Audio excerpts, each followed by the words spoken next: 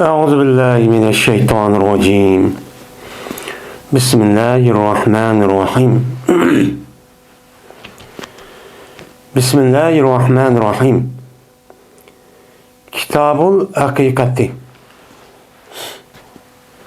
Meni bu erkek qilishning erkek qilishi to'g'riliq bo'lgan kitobdir bu, ya'ni erkek qilishniki hukmi va uniki bayoni shakli.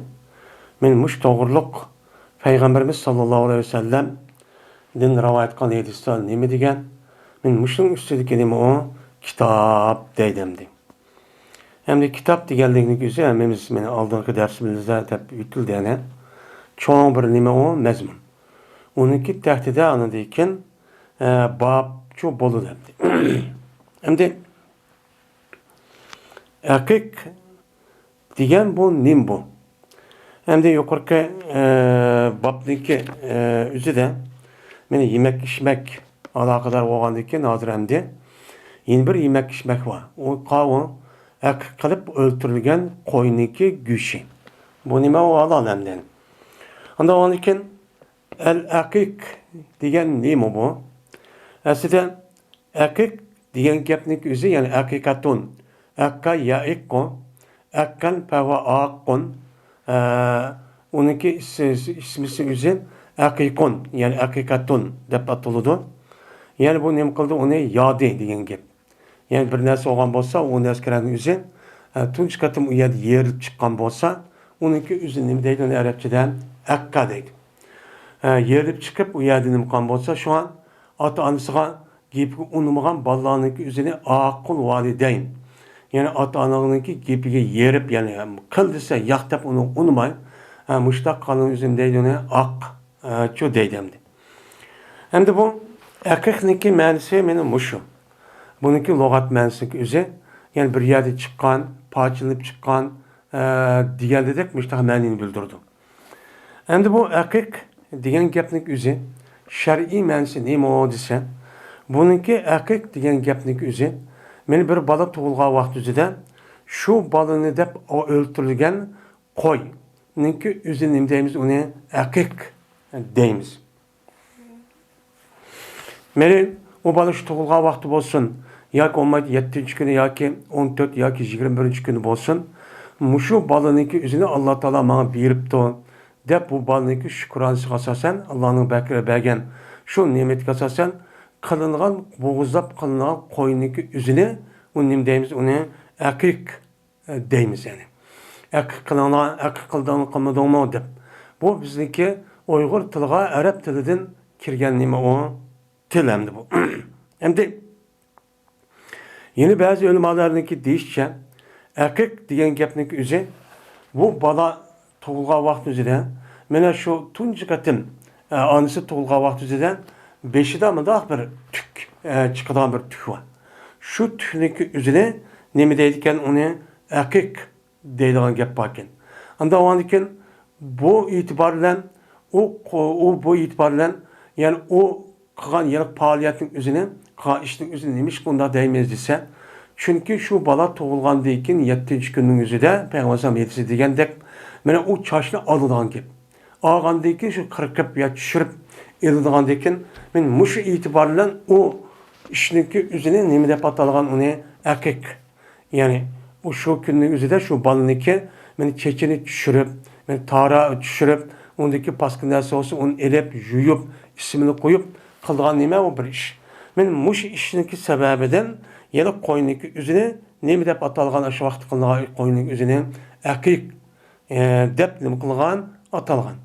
Yani bunda nima qildi, uni mushtamicho deydimdi. Endi yine ulamolarımızın deyişçe bu akik degan, yani hozir deganimizdek shu bolaga o'ltirilgan qo'yniki o'zini akik deymiz deb mundaqmicho deydimdi. Bu man bir xil nima o tushuncha. Endi bu akikniki hukmi nima? Bu hukm, yani bu shar'iy tarafdan berkitilgan bu akik qilishniki hukmi meni nima degan vaqtida ölümalarımızın oturzda muşu Peygamber Aleyhisselatü Vesselam'da kılgan rivayetke asasen, yedisine asasen bir qancha göz qaraşlı boğan.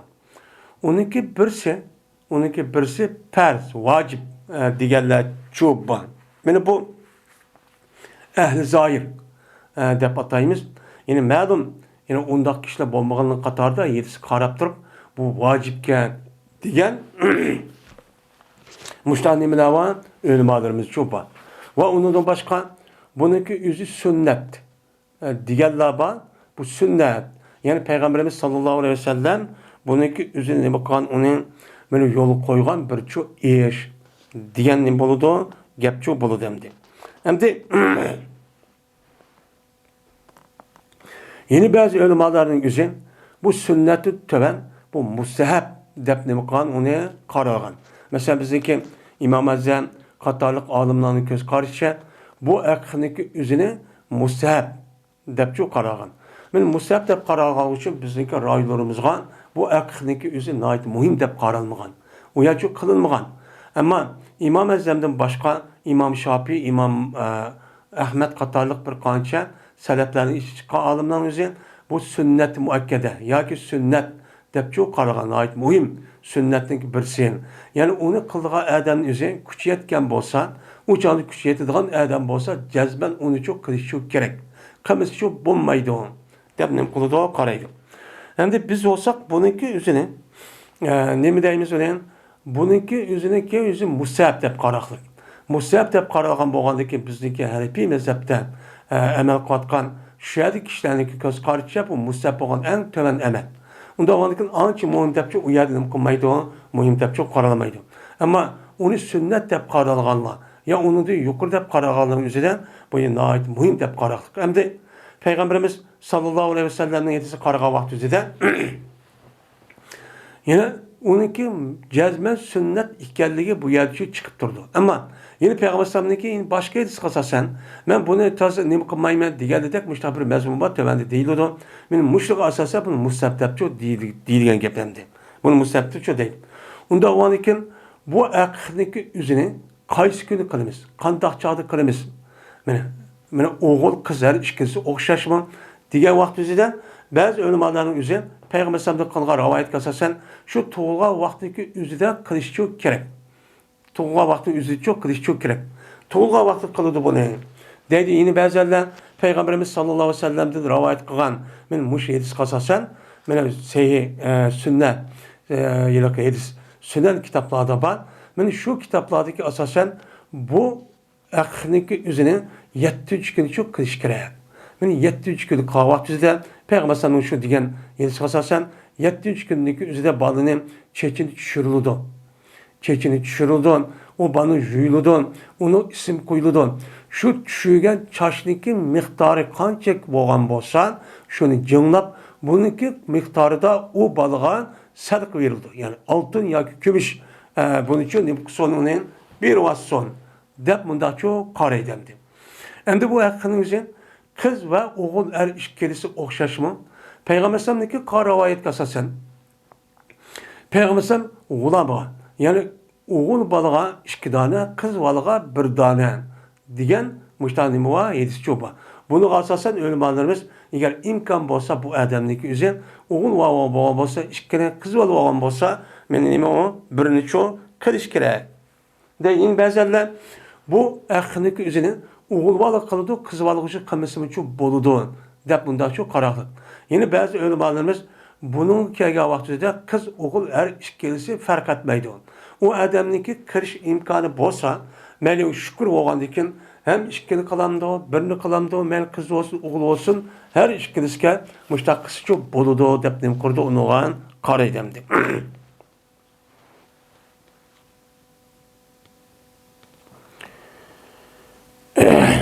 Endi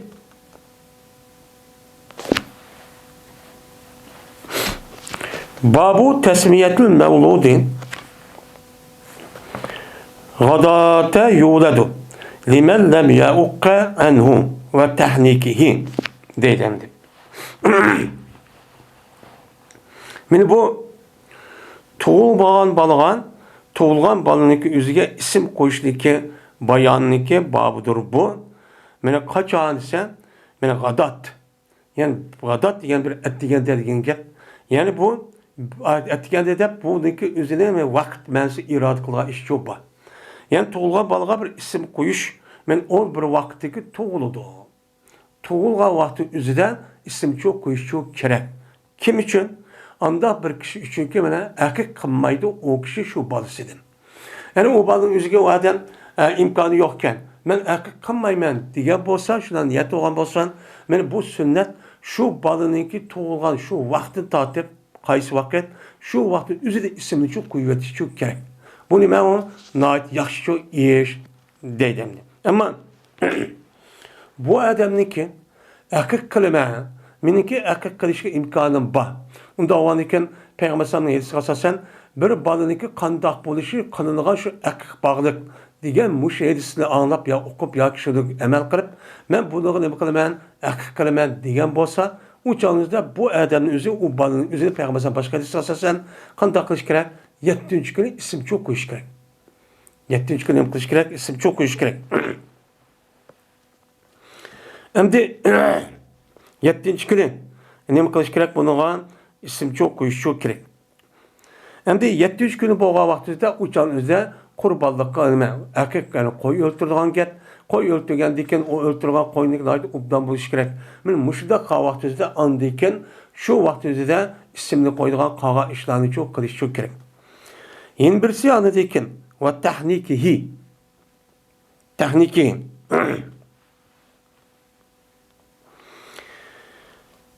hamda yana birisi şu balını eğizlandırış ninki üstedeki nimedir bu baptor deyden mi?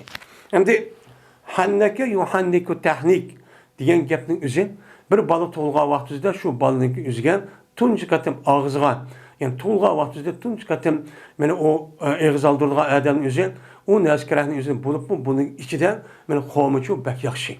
Çünkü bu doğruluk Peygamber Aleyhisselatü Vesselam'daki mene şu yüzün kışga ekega vaktinde o balındaki yüzüge işte xom dep xomuniki yüzü Peygamber Aleyhisselam çaynap onu andaki yol kırıp şu yüzündeki tükürügle andaki südep madak ne yapıp koygan yeri var xomunun yüzü muda yaltıp çıp koygan yeri var. Mene muşudak kısa bu neyim oldu o yaxşı oldu.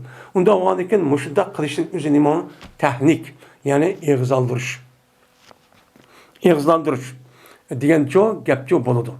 Endi bu eğizlandırışning o'zi men Peygamberning hadisi rivoyat qilgandek agar imkon bo'lsa xomudan qilgan çok yaxshi. Chunki nimishqa xomuning o'zi Peygamber degandek bu berkatlik bir nima daraxt. Buni andikin Peygamber meni musulmonga nima qilgan o'xshatgan ham musulmonni shu daraxtga o'xshatgan. Unda o'niki bu bolaning o'zi kelgusida meni ashundaq hamma tarafi yaxshiroq berkatlik bir bola bo'lsin deganga asosan bunun için açtağım kılan gap, onu kıldıgan çok gap. Hem de teknik, eğer o nasip olmasa bununki Katar'da mesela xom yokken, xom yok olması o adamınki bununki ornuğa tatlı derse. Hasan, muşunda bir neskerahından eğzaldı son.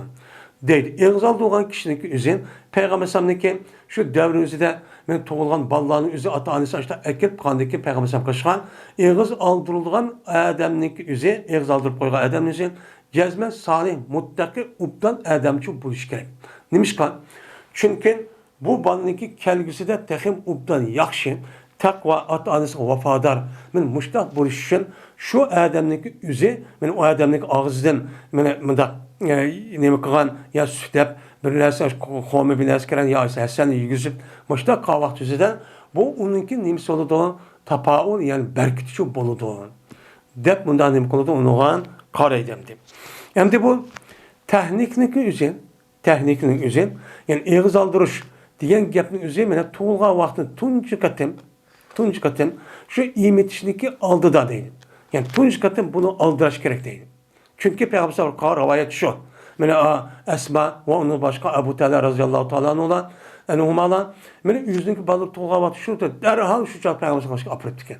Bunda vaniki müştakkan çok yakşı deydemdi. Bunda kılışının üzerine mi bu? Bir sünnet. Bu yakşı bir iş. Eğer bunda kılmaymansa kılmasın yüzünün nimesi o işi. Lakin Peygamber'in hedisi çok var.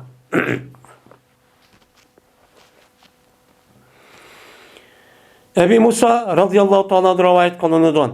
Dedi Ebu Musa, tuğulgan idi men üçün bir ulan, bir oğul vardı için tuğulan idi.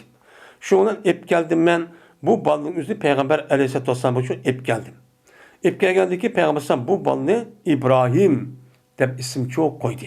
Koygan diken şundan Peygamber sallam bu balının üzerine hominden ağız aldı. Hominden nima kıldı? Ağız aldı ve dua kıldı. Peygamber sallam bu balığa bereket veren için dua kıldı.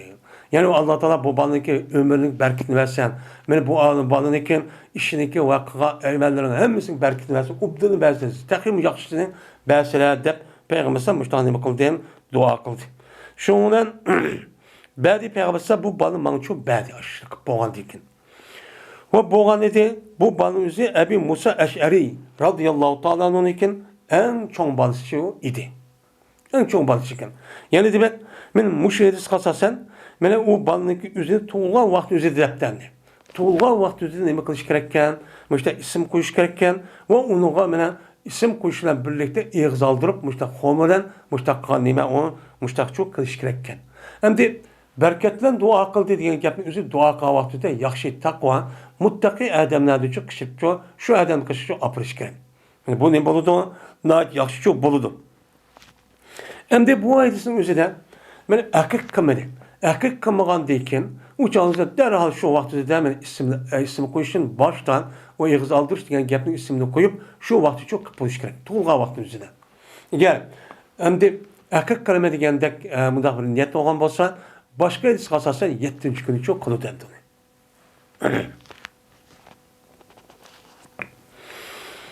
Yine Ayşe radıyallahu ta'ala rivayet kılınıdan dedi Ayşe.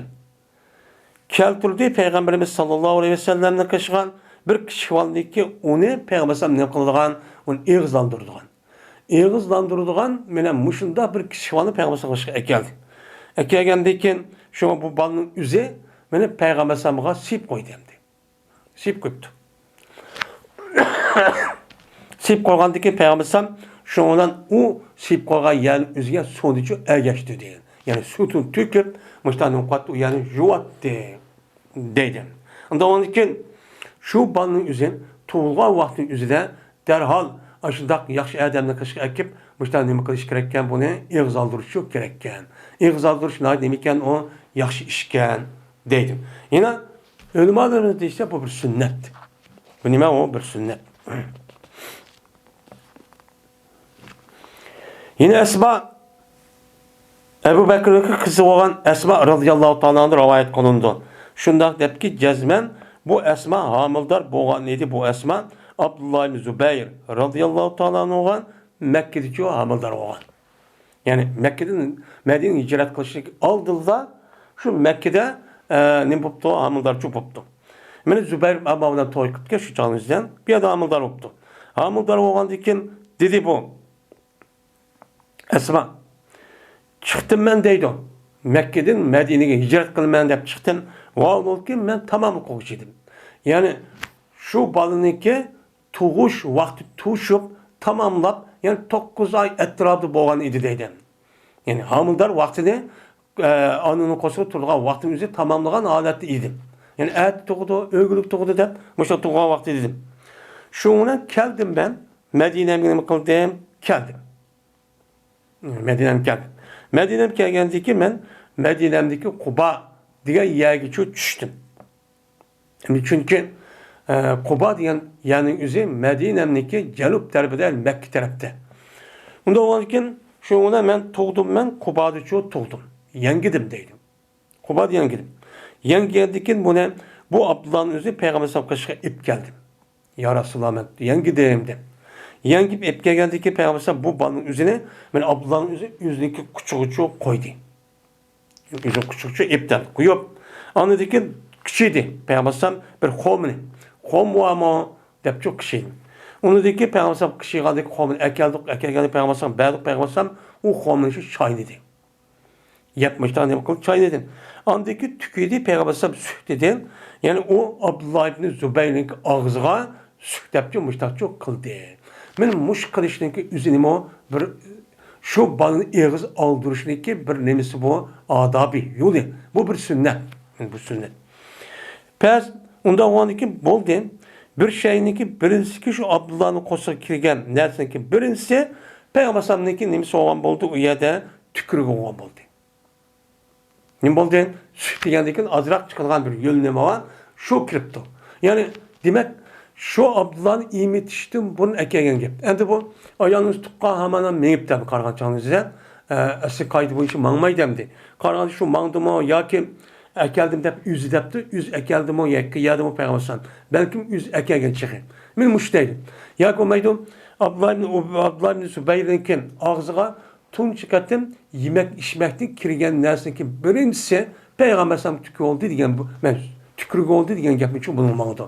Onda ağaçanızda Abdullah ibn Zübeyir'inkin men asmaniki üzü toğup bir kaç gündeki diyen gapın için bördüm. Onda ağaçanızda birinci katım kirgen nersin üzün yani sütten başka es tuğla amanan balı jığalap tuğulgandikin uçağınızda anuğa Adem bunu evet imitidu.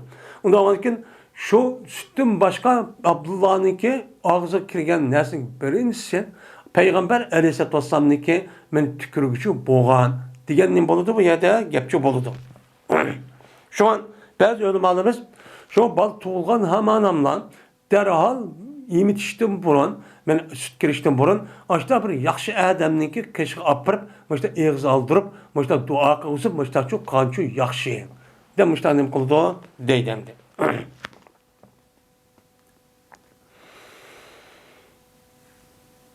Andikin Peygamberimiz sallallahu aleyhi ve sellem şunun men bu Abdullah ibn Zübeyir'in oğlum deydemdi. Xoma'dan ağız aldı oldu. Tunç katım kirgenderse Xoma. Andikin Peygamber bu Abdullah'a dua kıldı. Dua kılıp o Abdullah'a berketlik buluşku dua kıldı. Hem berketlik buluş hem onun menfaat ubda adammış dua kıldı ve onunki işindeki berketlik, yaxşılık, tehim yaxşı. Berket diyen gapımızı bu adamniki insaniyetken, bu adamın Müslümanlığa, kişilerge yaxşılığı nait ziyade buluşku talep kıldı. Kanda takva, muttaki, mücahit, müştaq adam bolsun, yaxşı adam bolsun, ata-anasına vafadar, halkıga, milletine, dinine, Allah'ın Resulü'ne de müdahale dua kan bolsa, men bu ne boludu o bereket olur. Şunda kan bolsa, uçağınızda yaxşılık ziyade olan boludu. Yani müştaq ne kıldı onu? Dua çok kıldı deyip kalmışsan. Ve boğan idi Abdullah ibn Zübeyir. Men İslam'da toğulgan kişilik birincisi. Yani bu yerde İslam'da degenin yani Mekke'den Medine'ye kelgendeyken İslam'ın üzeri resmi menen baş götürüp İslami adet şu kelge vakt. Onda o andiken men Medine'deki vaktin üzeri İslam dep atılış sebepçi şu. Yani demek yani Mekke'den Medine'ye hicret kılıp tunç katın dünya kelgen bala Abdullah ibn Zübeyir. Abdullah ibn Zübeyir'ken. Men Abdullah ibn Zübeyir men şu mavi ülüp ketgendeki anıdiken Mekke Medine'deki üzerinin boğan halife boğan. Üzü halife tep İran'ı kılıp Osman radıyallahu ta'ala'nın yani boğan diken Ali radıyallahu ta'ala vefat olgan diken şuna uyan halife tep uyan uruşup an ahir ol bolmay andaki Yazid'ninki üzü uyat bir minç askerine evet neşkatım değil dendi.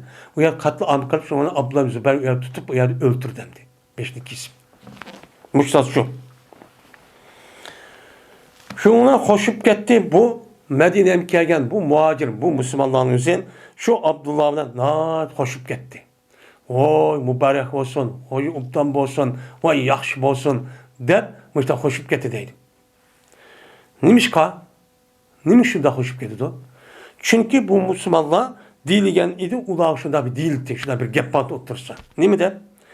Cezmen Yahudiler sılını seyir kıvetipti o. Seyri kuvvetli Müslümanların. Onda o an iken men sen üçün hiç kadar bir bal tuğulmay demdi. Ayalların balı tuğulmaydı. Seyri kuvvet mandak yaman Yahudiler. Sen ayadısı Mekke'de taşan meyakir. Onda kanı Yahudi eskene. Açta seyri kuvvet başta kuvvetli de başta duvadı da. Men tuğulmaydı da başta digenti. Meni tuğuptu da. Men muş sebepten naidini bup ketken. Hoşu bup ketken. Yani demek şu vaktin üzerinde Yahudilerin üzerinde Tehir Mekke'den Medine'ye kembek durup şu vaktimizde alnıma kaçan İslam dinine düşmanlığını başlayan. Acayip bir millet bu. Bu Müslümanlığa, İslam dinine karşı duruşta acayip halis bir hizmet kıldı bu. Meri yekkalet olsun, meri kollektif olsun, mayli şu nima olsun ajoyib xizmat qiladi. Buniki qavatqa ishi faqat islomga, musulmonlarga qarshi turish, o'shmanlik qilish, dushmanlik qilish, ularni qandoq qilib, mana dindan uni nima qilish, dindan yiroqlashtirish, qandoq qilib fosiq qilish. Men mush ishi. Buniki qavatqan mush tashviqot va undan boshqa o'qitayotgan maktab, unursi qarab baqsaq, hammasi xolis. Undan boshqani ish bilan narsa aloqasi yo'q. Müslüman arası bu kalan Müslüman bu ya bir adamda bir pulanmaydı, yani qilmaydi. Bekarda şunu taraf karşı hücum kıldı. Karşı yaşadık, nemini kıldı bulan ziyankaş işini çok kıldı. Bu tarihin acıcık bunun vakasını ise. Ya bir neresi ya kılmen demeydi, ya ki kıl demeydi, ya bir buyruk mükemmeydi. Bu yüzü halis öşmenlik tigidi laba. Bu öşmenlik. Men müşekke'ye vakti tekrar Müslümanlar Medine'm kelimiz ve kemmeyim de tuğa vaktinde bu gapni takdir. Müslümanlar 3 adeti üzerinde bu gap takalgan gap. O Müslümanlar endi bu kelgen kemmisi oldu diyamay. Çünkü oğlan zemin olmagan iken, onun için Müslümanlara muşundak seyir kıvetipti bula. Ayalı tuğmaydı iken. Diyen gapnin üzeri tekrar. Esma razıyallahu ta'ala'nın tekrar Mekke'de Medine'ye tekrar tunç katım. İptidayen birinci katımlık vaka bu. Tek resmi kip olgan kep emez. Müslümanlar kip olgan kep emez.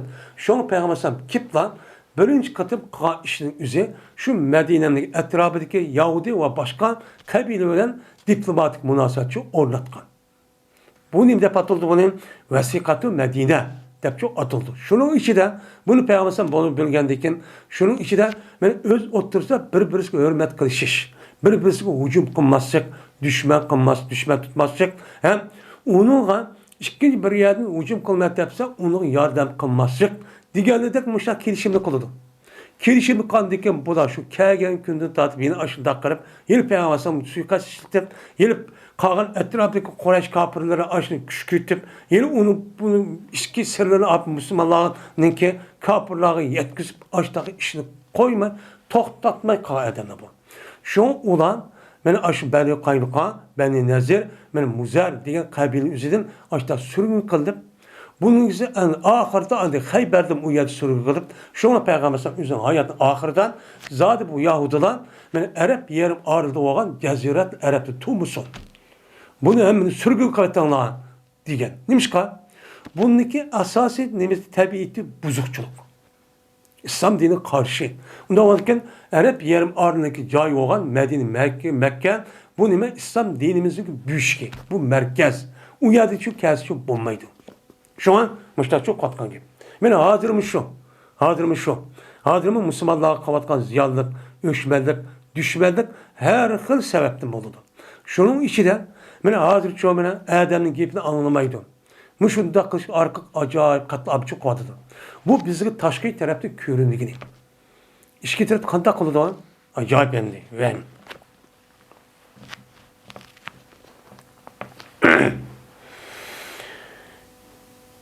Enes ibn Malik, Enes ibn Sirin'den rivayet kılındı. Bu adam Enes ibn Malik radıyallahu ta'ala'dan rivayet kılındı.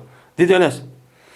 Bir oğul Ebu Talha radıyallahu ta'ala'nın için boğan bir oğul beni kesel olup kalgan idi. Yaştaki, yani ağırıp kalgan idi dedi. Şundan Ebu Talha radıyallahu ta'ala'nın bazı ağırıp kalsımı sırtkandı. Ben nem kılmayan o oğlap ya bir neresi ekkelimde hep sırıp şiketken idi. Şu günün üzerindeydim. Şiketken idi. Şunu şiketkendeki bu bala kaps kılındı. Yani sırıp şiketip, o ya bir yerden o oğlap ya ki olmayı ticaret kılıp ya ki işlep diğerledek ya töge ya ki koyunun bakımına diğer vaktimizde şu sırt çıkan vaktimizde bir alakı yok. Şu vaktimizde bazı ülüp kaldı demdi gündüzü. Ülüp kalgan deken bu Talha razıyallahu kayıtıp gelmedi sırtın üyüge. Dedi Ebu Talha ma fa'ale ibni depti. Benim oğlum nim boldu? Kandıqara qazir. Yani nemi qıldı degan gap. Yani hazır qandaq men etgan çıkatga vaqtda ağırıqdı bu balan. Hazır qandaq depti. Degandeki dedi Sulaym. Ebu Talha'nın ayalı. Ve eskenu ma kana depti. O bala meni burun qıdım bek rahat turvadı da, şük turvadı da. Burun azraq şük to'sum hazır 5 şük turgan jimmi turda olib ketdi depti. Bu ras.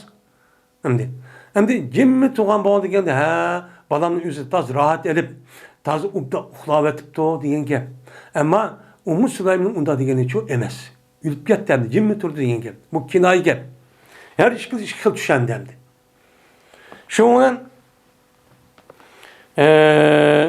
Şunun andın meni bu Ebu Talib'e meni Ummu Sulaym ayoli keşk yemekni şu yakın kıldı. Keşk yemeğini ekeldi. Şu keşk yemek şu yedi aşağı. Yep andaki şu müştak kıldı. Andaki uç tügüden. Tügendeki yadılgan buldu. Andaki yetti meni Ebu Talib'e şu Ummu Sulaym'den meni ekşi ayalığa yedidigan aşağı işindeki cinsi münasebet etkisipti. Yani başka ravayetin üzerinde meni Ummu Sulaym'ın yüzü şundak geldi. Vay balan degan burunkudan daha yaxşı turvadı da. Tabi şu gün yüzü taz ubda yemekini kırıp ondaki taz yüzü yaslanıp aşağı kıldı. Kanın yüzü neyim o? Yani bu ayağını kantak ayağını geldi bu yerde çıktı hem de. Hem de o vakittaki tüyütüvedi bu Abdullah bu işini. Yani ayaldaş işini tüyütüvedi. Dedi Ummu Salime varis sebiyye depti. Balının yüzün yuşağın yani depti kıyın. Vara yuvari muaraten deydi hani ne kıldı onu yuşağın yani mehbi kıyın diyen gep. Yani balının yüzü mehbi kıyın diyen gep yani depni kuvat yani yanın tehti kömüp depni kuvat kıyın balını depti. Bak gepni kıskartı şu. Yani muş gepni depti. Enes'in bilginemdi. Digendeki şu çağınızda bu Ebu Talha radıyallahu ta'ala anhu şuna ne mi deysen demepti. Hem onun üstüne bu balısı ülüp ketken bir ayalının üzeri hiç kanda bir iş bulmagan dek. Mene onundaki tehema ayaldaşı işini kırıp bunu Allah'a müştakçı kankem. Benim muşunun karga vaktinde bu ayalın ne kadar katlı bir ayal ikenliği için bunun kulu bundan bölünüdü. Nimişkan. Çünkü her kanda bir canın, her kanda bir adamın ölüşünün üzeri Allah Teala anlamak için belketken bir kaza kader. Onda o anıken bu banıki ölüşümü şundak.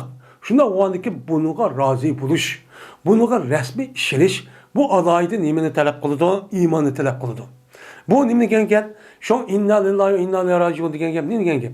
Yani biz Allah'ınki terbiyetten geldik, Allah'ın mülkü, Allah'a kaytımız. Allah belgendikin Allah epkitip doğan. Digendikin bu ne bolu bu Allah'ın üzün işiken. Unda o anki bizim vay can dep unda kılışımızın ağaçtı yok. Digen çok yap çıkıdı. Çıkkandaki şu an goya bir iş bulmagan dep.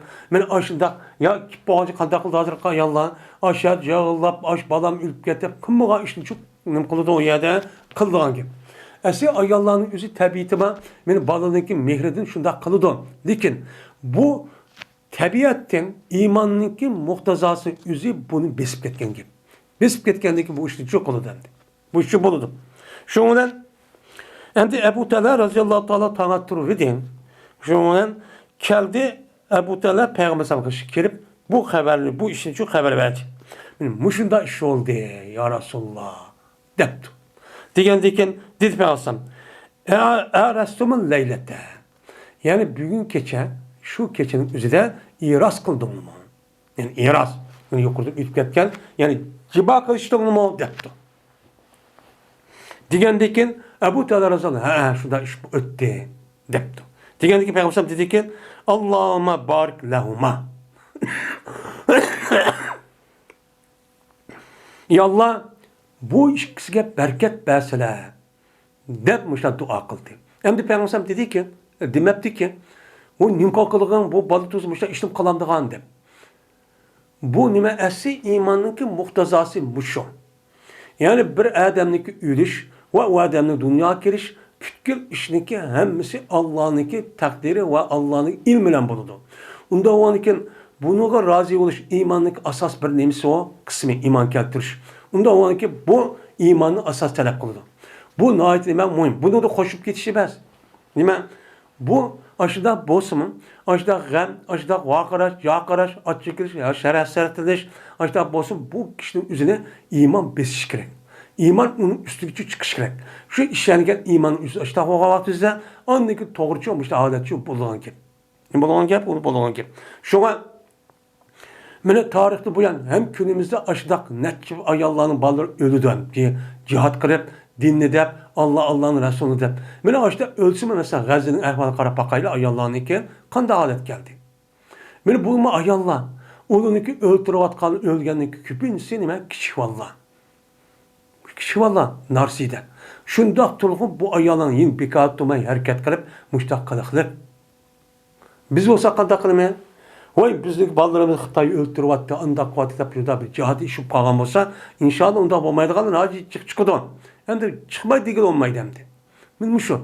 Şuna bolalarımızın üzerine muşu taraftan, yani bizdeki devletimizi kuruş, İslami devlet kuruş, müstakil buluş, men zulümü karşı duruş, tecavüzü karşı duruş deydiğen, bunda bir işindeki terbiyelenme, siyasi işlem bulmasın.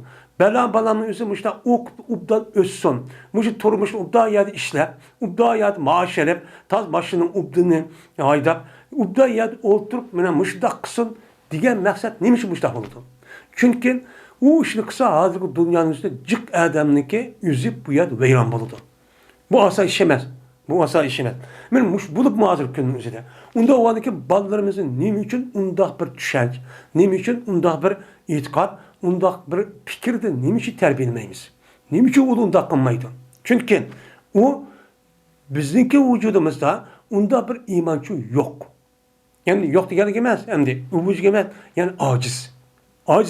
Aciz olganlık için şuna bizdeki Uygur'un içinin din, millet, vatan deydiğen bunda bir düşüncenin kam buluşu sebepçi şu. Kalganının kılıdığı, mena şu hazır katı öldürüp bütün öylünü veyran katkı adamımı yani nişkınmayın onu da kavassan meyledip yani şu taraftan üzülük küreş kavadıdı.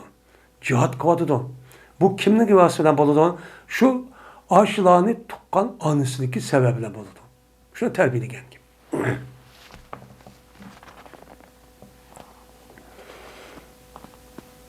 Şunun bu Sulaym bir ulan, bir oğulvanlığı tuğdu. Ulan tuğdu. Abdullah şu. Abdullah Zübeyir diye meşhur sahabe. Dedi ben için Ebu Talha radıyallahu ta'ala'nın İhfazhu hatta ta'tiye bihin Nebi sallallahu aleyhi ve sellem dedi. Şimdi tukka vakti üzerinde boğun gibken şu saklığı ise bu balını yani ihfazi dep bir manda bir rivayet var. Yani şu Ebu Talha şu Musa bir hitap kıldı. Bu balını bana muhafaza kılın. Hadi saklap durun. Hatta ki bu balının üzeri Peygamber sallallahu aleyhi ve sellem ipkele. Deydi tukka vakti üzerinde. Şundan Ebu Talha bu balını Peygamber sallallahu aleyhi ve sellem ipkeledi. Ve evetken idi Sulaym şu balından mene bir qancha qavmini biluvchi evet etgan. Çünkü o'qidi endi. Endi yilqi Asma raziyallohu ta'ala balasi bosh taqibdi, qavmini bosh hammasi bilib ketdi. Bilgandan keyin Sulaym buni bilib, shunlar birlikda Abdullah ibn Zubayr bilan birga kichik shu yer bo'lgan Abu Talib biluvchi evet etdi. Evet geldi shundan keldi o Abu Talib Peygamberimiz qilishgan. Peygamberimiz qilishgan buni Peygamberimiz nima qildi? Qo'lga oldi. Elib Peygamberimiz dedi ki ema'ahu şey'un. Bununla bir narsa bormi debdi. Yani yeydigan, egzaldırdigan. Degandiki dediler ular, "Voy, na'am, bir minch qavmi da bor" dedi. Degandiki shuna bu qavmni Peygamberim oldim, olgandiki o qavmning o'zi chaynadim, chaynagandan uni andikin Peygamberim o'zining og'zini elib, shuna o qavmning o'zini yeniqqa kichik bo'lgan Abdullah ibn Zubayrniki og'ziga u yerga qildi. Ve şununla Peygamber bununla Abdullah ibn Zubayr egzaldırdı. İnsan çok kıldı. Ve adı dedi Peygamber bu balın üzerine Abdullah depçu adı deydi. Abdullah dep atıptı. Min müştakçı bu oğantin deydi. Anda oğantikin min bunun da akkarışı yok. Şu an bazı ölmalarımızın hakkındaki üzerine bu nimemesi o min vacipçi iman. Bu nimek sünnetler yakşı iş. Diğerinin sebebi şu. Endi bunu da eğiz aldırış nima? Qurbanlık, akik kilish bo'lmagandan keyin meni Abdullah ibn Zubayr raziyallohu anhu to'g'ri amana payg'ambarga apiribdi. Apag'andan keyin andan keyin eğiz aldırib, unda ism qo'yib yurtaqchi qilibdi. Shuni babdiki degani shu. Agar siz bolangizni tug'ilgan vaqtingizda akik qilmaydigan niyatingiz bo'lgan bo'lsa, yo kuchingiz yetmaydi, tovan, u chog'ingizda bo'lgan bo'lsa, shu chog'ingizda darhol shu kunning o'zida u ishni qilaveting. Agar sizniki men bu Babdaki nimaga asosan, boshqa hadisga asosan, agar sizniki 7-chi kunda bir men qurbonlik qilgan, aqiq qilgan niyatingiz bo'lsa, u chog'da u balni o'zi boshqa hadisga asosan 7-chi kun uchun qilgan gap.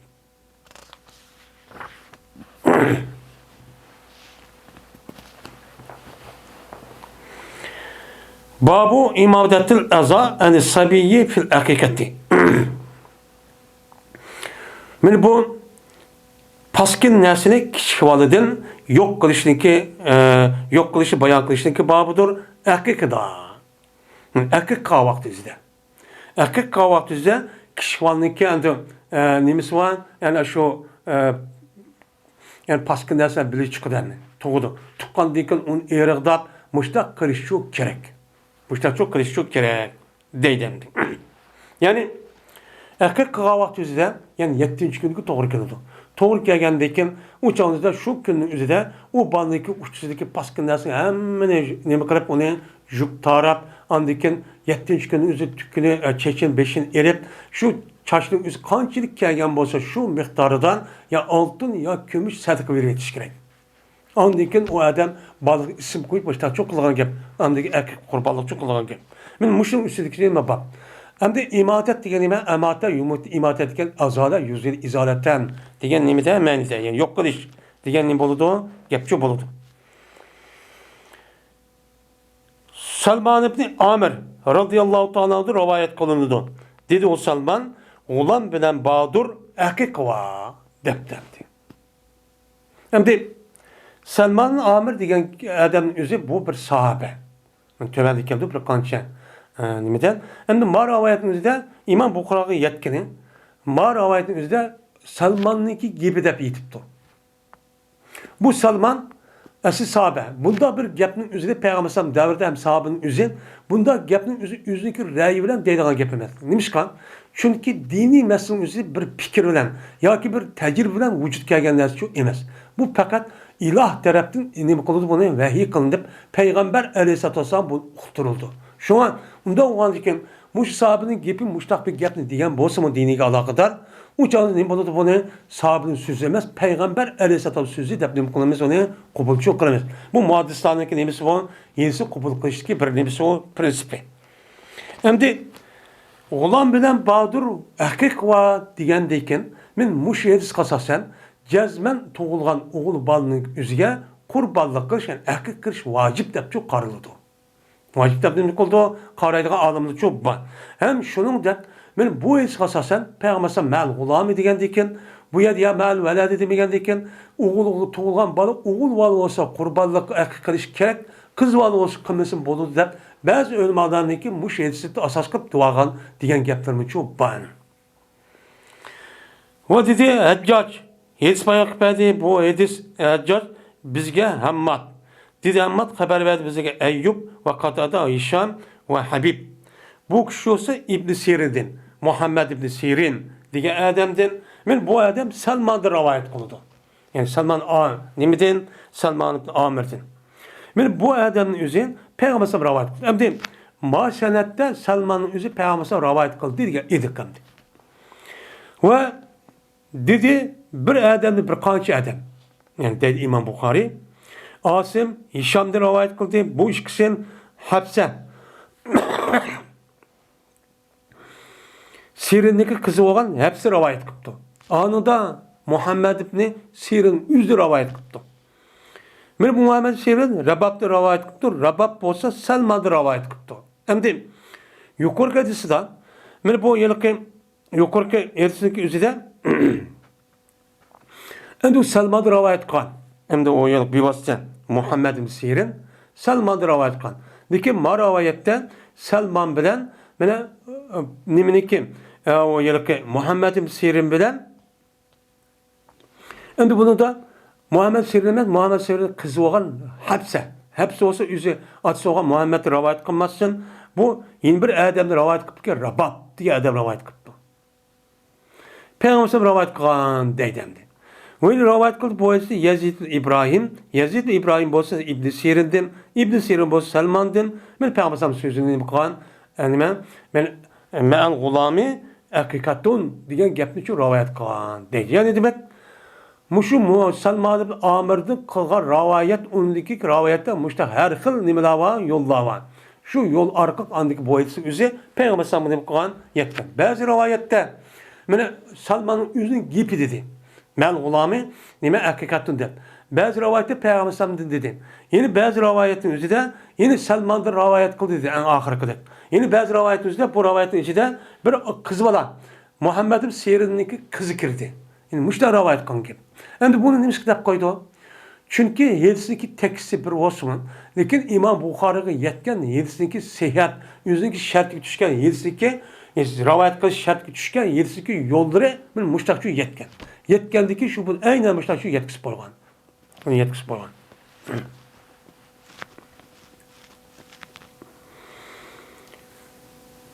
Yine Muhammed'in Sirin'de rivayet kılınıdan dedi Muhammed Yedis bayan kıpel bezirge Selman Amir Dabbi. Dedi bu Selman. Andım ben Peygamberimiz sallallahu aleyhi ve sellem deyden. Man en uçuk. Men gulami hakikatun. Oğlan bilen badır. Yani oğlan tuğulan hamanamla onunki bille tuğuludu nime öyle hakik kırayın. Hakik kırmasın için bombaydı dep tuğuludu dedim. Yani her kanda vaktizde bir oğlu var tuğulsa cezmen hakikçuk kılışçuk gerek. Bu kımbay bombayı dedim. Şu ona dedi Peygamber o balının yüzünde kanını nemi kılınlar onu tüketinler. Yani tuğulga vakti kan onu abdest oldu onun için yok kılınlar. Yani o balınınki uçsiden ve paskın nesi olan bolsa eza. O neskerahının yüzünde nemi kılınlar. İşte her kıl nesi olan bolsa adalat müştakçı kılınlar. De Peygamber müştakçı dedi. Yani demek İslam dinimiz insanlığa partazlık cihette muşundak ehemmiyet verdi. Hatta ki yani yemek yiyişini aldık yerlerde vakıza başka şeyler açtık. Usul kılışı öğretken bilen öğretimi onu da başka tuğla vakti üzerinde cezmen o bana kandak kılış gerek. Ben tuğla vakti üzerinde açtık tuğladan. Onun uçsuzluğu neyse inanla dep hatta Peygamber Aleyhisselam çok buyruk kıldı. Şunu andık boldan diyen insanların üzerine tazlık cihette medeniyette en yukarı dereceye yetken oldu. Bilmiş yok.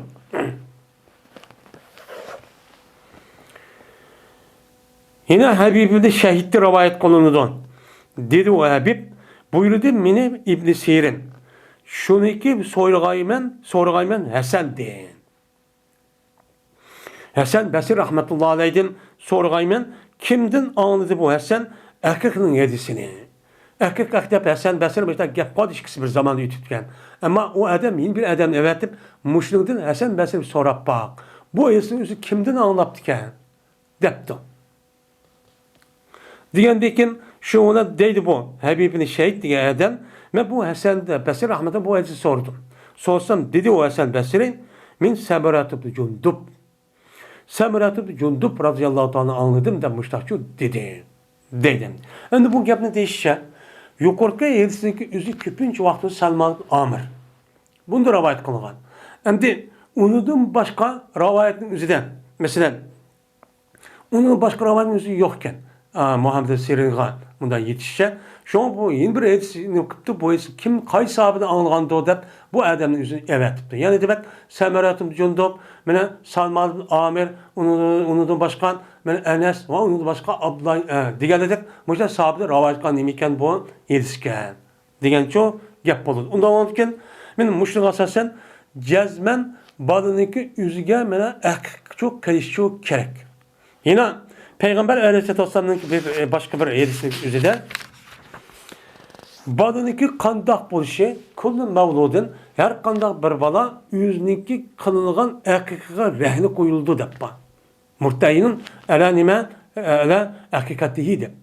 Her kandak bir balınınki kandak buluşu.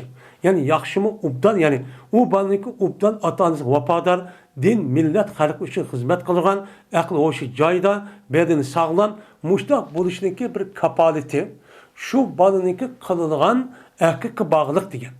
Erkek kelime o bağlılık diyen nima Peygamber'in başka bir hedisi var.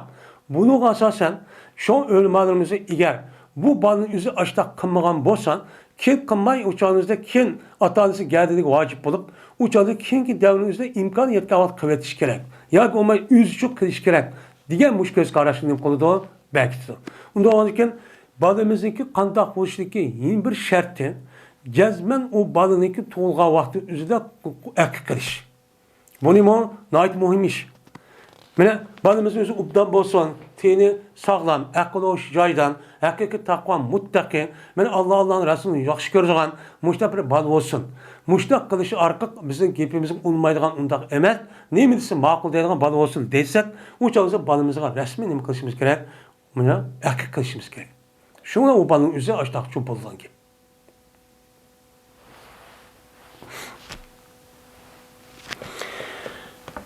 Yine Peygamber sallallahu yine bir rivayetin özüde İhliki ra'sehu ve tasaddaki bivazi şa'rihi pizzeten diye bir hadis var ki.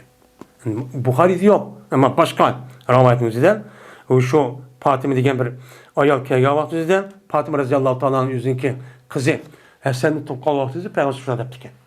Siz onunki 5'ini düşürüp ve şu çeçeniki miktarı qanchalik kelgan bo'lsa, shu miqdarga asosan kumushni sadaqa uchun berib o'tgan.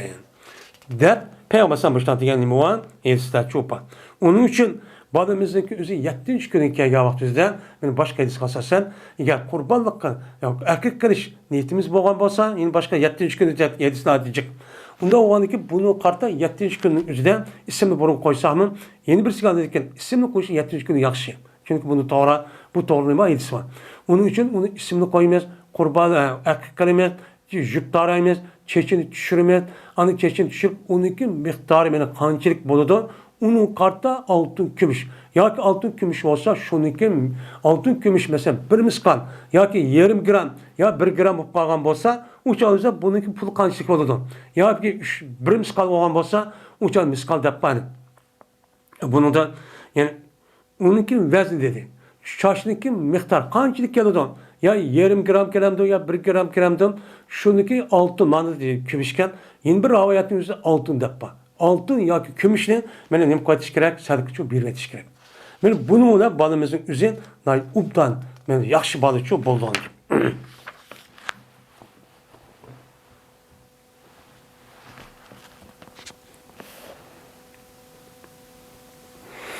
Şu an Peygamber Aleyhisselatü Vesselam'ın hadisinin özüde kullu mevludun rehinetun bi hakikatihin diyen bu hadisi çok var.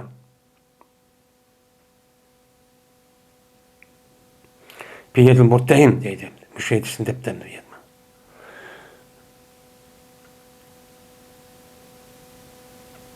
Şimdi murtehin dep koyuluşu diyen gapning özüne bir kıyamet günlük özüde bu balın özü sot meydanınızda men aşağı görev koyulgan gap. Görev koyulup uçağınızda siz ma dünya kıldınız mı kılmadınız mı hakikaten. Onda var ki şunu kartıp yüküm çok kanundan diye munda bir düşünceli bak kelimdi.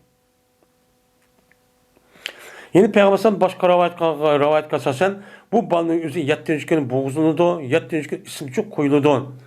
Diyende karaydı onda var ki erkeklerin vaktindeki özü 7. gün. Dep açtak çok karaydı yani şu aldık dersin 5'i diyendik. Mesela ihtap çok bandı. Babul Perai. Bu pera diyen men şu kurbanlığın üstündeki mena nemedir bu baptor deydemdi. Ama bu hem de bu insanlar tuğulğa vaxtında o balın üzüge kurbanlık kılgan nəskərənin üzünü əqiq deydiğən oldu. Hem de Ərəblərdə yeni bir adet var. Bu adetin nemisi neymi olsa bir adamın töküsü olğan bolsa tunç qatım tuqqan yoki 100 yoki ma'lum muddat ketgan vaqtida men şu vaqtida şu tuqqan vaqtida buni men shu nima qilaman ilohga atab men atatyman deb shu ilohni deb o'zi e'tiqod qilgan ash butga atab turib qurbonlik qilgan ish bor ekan. Men tunç qatım bo'lgan mushtaq qilaman deb bu naskarahninki o'zi nima deb atilgan uni para shoh deb atilgan gap bor ekan. Mening mushunda qan bo'lsa bu mu bir Allah Teala bergen şu tövgeniki ve onun başka neskerinin özü bu adam bergen bir nimet. Nimet doğan diken bunu kartta kandaki insanlığa Allah Teala balı bergen basın kurbanlık kılıp kandet. Mesela tögen muşundak bir neyim berip muşundak tukkavat tunç katım ya tuksa ya malum muddet ya 100 yetki vakti ya manç yetki vakti de benim muşundak vakti de açta nes bersen bir kısım bolamdı bulmamdı. Men bunun üstüge nima bab deylemdi.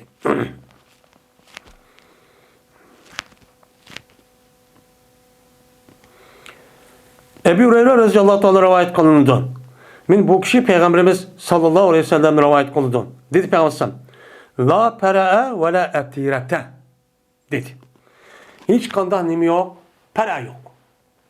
Yani pera yok ki, yani hayvanat ya tövünüzü üzün, tun çıkartım toksa, ya siz konunuzu fikir, man çıkartım yetken bolsa, andık kılımen deydiğen bolgan bolsanız, şu çağda ben kurbanlık kılımen bir tövgüneyin, dep açta kısınız, bunda iş İslam'da tügüdü değil. Bu cahiliyet devredeki nime o kılık. Bu çok olmaydı dedi. Yine birisi andikin etire. Etire degen gep nime eslogat mensi buğuzağın hayvan degen gep. Bu buğuzağı hayvan degen gep nimesi etir dep atalsan, fakat 13 ayının işi de Recep ayı var. Şu Recep ayının işi pek uluk olan iken, şu itibaren şu ayının üzerinde buğuzluğun hayvanın üzerinde etire deyken. Hem de nime yok bir yerde etire yok. Bununki ornuğa, yani undak Recep ayda yüzü kurbanlık kılmaya gerek İslam'da emel kaldı. Çünkü bununki ornuğa Allah-u Teala yok küpedi, kurban bayramı çok küpedi.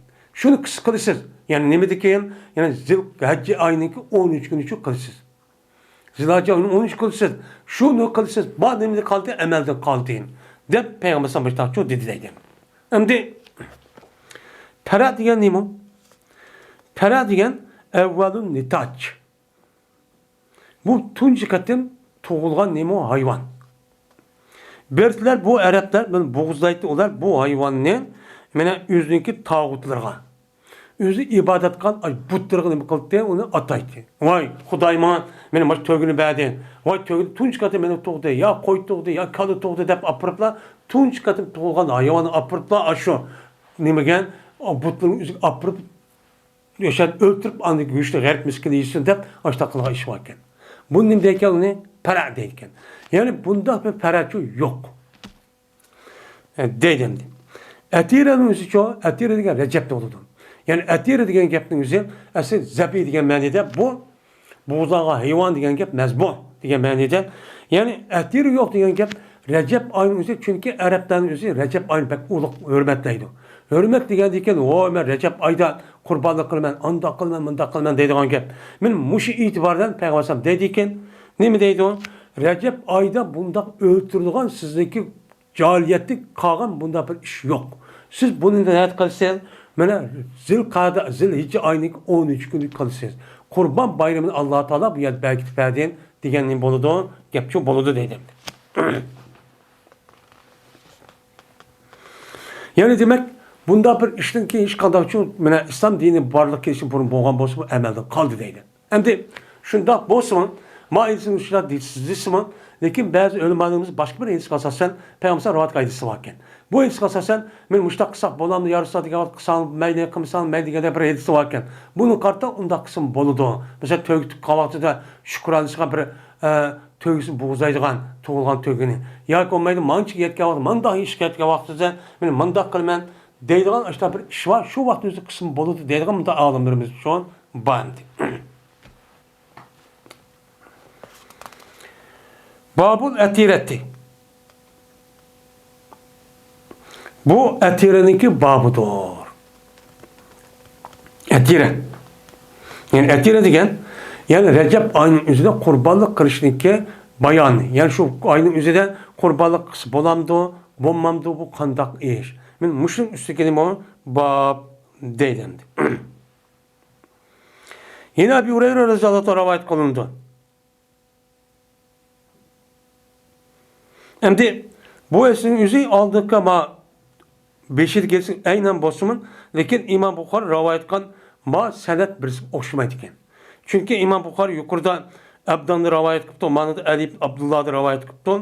Onu deyken Ma'mer'de rivayet kıptı, onu deyken Sübyan'ı rivayet kıptı. Şomaya da işte işkeyin bir kata Tehra'da gelsin yüzü keltügenin sebepçi şu anda. Bu Ebu Hureyre radıyallahu anh'ın Peygamber aleyhisselatü vesselam rivayet kıldı dedi Peygamber. La pera'a ve la etire dedi. Yok pera'a diyen bunda bir işim yok. Hem etire diyen bunda bir işim yok. Diyeceğim. Yani mi gel? Yani aşağıda bir hayvan tuğulgan vakti şu koşup gitip, vay ben bunu birinci katım yapalanı, nimi kahvaltı üzerinden, bu iş kahvaltı üzerinden, ma tögen mançı yetken vakti üzerinden ben onu buğzaymen. Deydiğim bunda buğzaşam tügüdü. O nim kıldı tügüdü. Bunu onluğa Allah Teala nimini bədi, ben aşık kurbanlık kılışını bədi. Şunu ben sukvattı. Yeni birisi gel, etiri mi yok? Etiri degen gep, ben hazır degende Recep ayının üzerinde bunda kurbanlık kılışını işin üzüm için yok. Dep yapmışlar dedim. Dedi İmam Bukhari para degen gep. Nimo dedi. Yakomayda ravinin yüzüken. Para degen birinci katım tuğulgan bir hayvan ki berti mine yumtacı lahum. Ula üçün tuğulgan birinci katımdaki hayvanken. Ya kalse ya ki koyu ya ki tögüsü. Bunu bu tögüsü. Tögünün ki birinci katım tuğulgan koşup getip hem de bununki tögen tuğulgan olur. Çünkü Araplarga nispetten bu yılki tögünün üzü hayatı nime o hayat mamatga alakadar olgan bir narsa. Canlılığın asas kapalat kılgan narsa. Çünkü tögününki hemmisi tögü hem su oludu, hem yemek oludu, hem aşı olan gep. Hem bütün neskereknisi aşı tögüdü bolan gep. Çünkü ulanınki zemini kurgak. Ulanın zemini mene kum, ondan başka neresi yok. Aşı demineki aşı tögününki sütünü, güçünü yap, aylap içip gelen gep. Etakip. Şu an bunu karta andikken bir tane tuğ dediğin gep, bu acayip çok bir iş. Bunun karta andi koşup gitip, oy dep üzünken en yaxşı görgen neskerehni üzerine itikat kılgan ilahı çok ataydıgan gep hem deyip. Bundan şu iş var. Hem de bertler olar boğuzlaytlar onu üzündeki tağutlarına neme kılıp de boğuzlaytdı. Vay dep aşı butlarga boğuzlaytdı. Etire deyen gep Recep aydı bolgan neme o iş deydi hem deyip. Recep aydı bolgan. Hem de Recep ayının üzerine benim İslam dinimizde hani 4 uluk ay var. Onunki birisi kalı Recep ay, Şavval, Zulkade, Zulhicce. Yani bu nime 4 ay. 4 ay olan diken yani Muharrem. 4 ay olan diken bu 4 ayın içinde bulup mu Recep ayını bulup mu Muzer kabilenin üstü beklenim kullanan kep onu ulukladan kep. Şu an bu itibarla Recep ayının üstü nimedeydi o? Muzer Recep. Nime? Recep Muzer. Dep ataydıgan nime var? Adet çok var. Men bunu pek hürmetlep getip şu açtakta nim kullanırken uruşumu kılmaydı. İş kılmayı iş kılmayı aşı hemmeden işini kıvasın dep kılgan bir adet. Ondan sonra Recep ayının yüzüde nait hürmetlep uluklap getip şunla bu adamımızı açta kurbanlık çok kılgan çok gepkenemdi.